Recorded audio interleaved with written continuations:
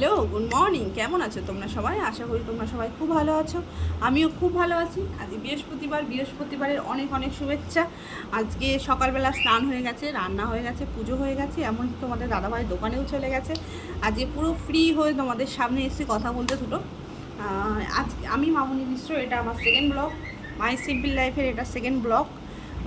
কালকে আমি first blog upload করেছিলাম, আর এটা আমার সেকেন্ড ব্লগ। যেহেতু আজকে আমার বিষয়ে তোমাকে কিছু বলবো। কালকে ফার্স্ট ব্লগে আমি রেখেছিলাম যে আমরা কেষ্টপুরে থাকি, কিন্তু আজকে বলবো অরিজিনাল বাড়ি আমাদের কোথায়।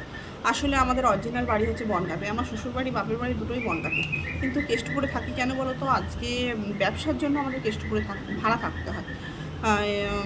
আমাদের সল্টলেকের দোকান আছে, তোমাদের দাদাভাইয়ের ক্যান্টিন আছে, ওর জন্য এখানেই থাকতে হয় ভাড়া। আর আগে আমরা ট্রেনে করে রিলিভেশনই করতাম, কিন্তু লকডাউন যখন পড়ে গেল না, তখন হচ্ছে বাড়িতে পুরো বসে গেছিলাম 3-4 মাস।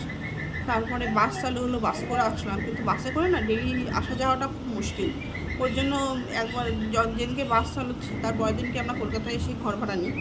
ঘর ভাড়া নিয়ে থাকি। এখন সব ট্রেন ঠিক আছে, সব নর্মাল হয়ে গেছে, কিন্তু এখন ট্রেনে ডেলিভারি না করতে করতে না এখন খুব কষ্টকর। তারপরে মেয়ে হয়ে গেছে, মেয়ে এখন বড় হচ্ছে, তার স্কুল আছে, তার স্কুলে ভর্তি করবো কদিন পরে, তারপরে দোকান আছে, সব কিছু সামলে দুদিকে সামলানো যায় না। ওর জন্য ঠিক করেছি হ্যাঁ তাহলে একদিকেই আমরা থাকি, কলকাতাতেই থাকি। আর এখানে আমি চাই আমার মেয়েকে আমি এখানেই মানুষ করি, ওর জন্য সবথেকে বেশি আমরা এখানে রয়েছি।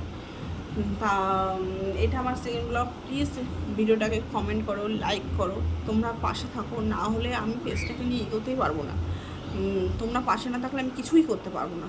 ওর জন্য প্লিজ ভিডিওটাকে পুরো দেখো, দেখে লাইক করো, কমেন্ট করো, প্লিজ। ধন্যবাদ।